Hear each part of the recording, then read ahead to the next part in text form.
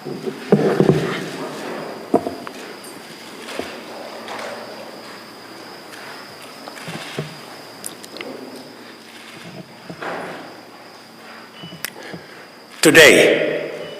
Kenya experienced an unprecedented attack on its democracy, rule of law, and the integrity of its constitutional institutions.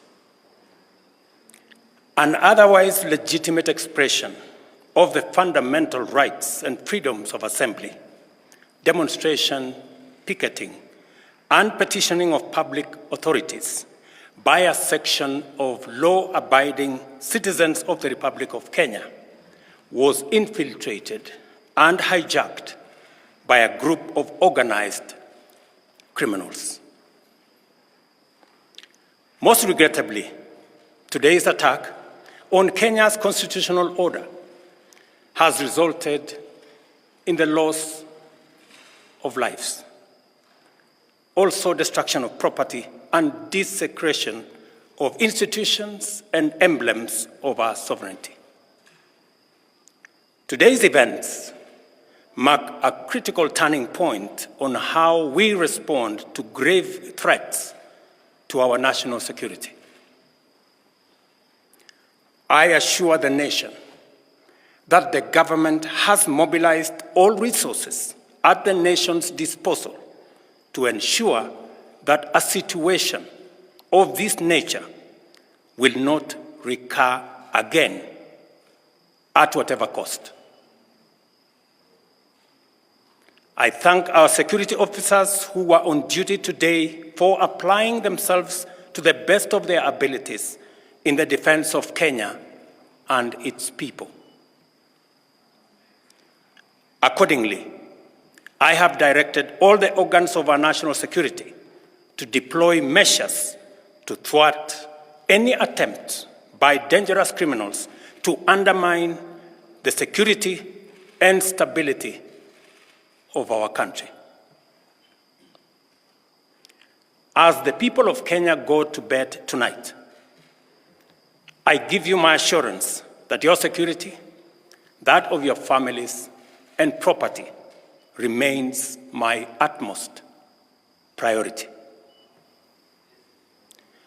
To the young people of Kenya, who I must thank for helping our country organize our democratic discourse around issues, I thank you and assure you that the conversation you have begun around pertinent issues of our nation will continue to inform our policy and governance decisions. As I promised on Sunday, this conversation will not be in vain. I will not only champion for the cause of issue-based, policy-oriented, and tribeless engagement on critical national issues, but also provide a framework for this conversation to be processed and its outcomes implemented. However, our national conversation on any subject matter must be conducted in a manner that respects and honors the foundational values upon which our nation is established, namely constitutionalism, the rule of law, and respect for institutions. It is very painful for Kenya that a conversation this crucial was hijacked by dangerous people who have caused us the kind of loss we have incurred as a nation today. It is possible that the criminals who rained terror on innocent people and attempted to challenge our law enforcement deployments are still determined to continue with their dangerous behavior. I assure the nation of the government's determination to fulfill its constitutional duty of protecting the people of Kenya against all forms of harm. I hereby put on notice the planners, financiers, orchestrators, and abettors of violence and anarchy, that the security infrastructure established to protect our republic and its sovereignty will be deployed to secure the country and restore normalcy. It is not in order or even conceivable that criminals pretending to be peaceful protesters can rain terror against the people, their elected representatives, and the institutions established under our Constitution and expect to go scot-free.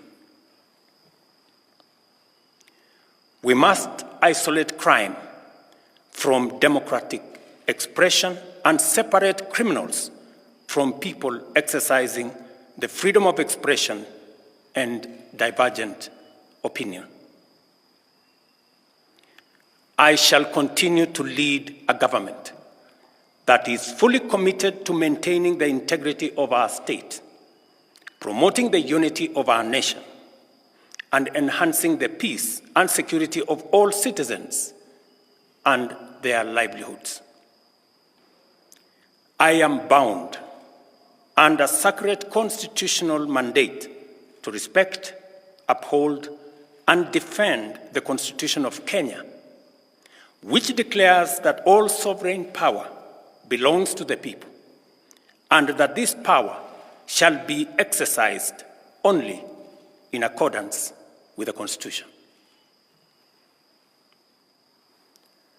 The government will therefore uphold its constitutional mandate to secure our nation and its development, and shall treat every threat to national security and the integrity of our state as an existential danger to our republic.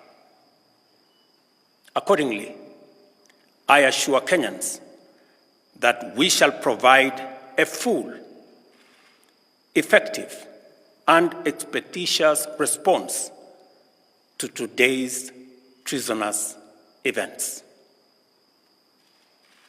Thank you.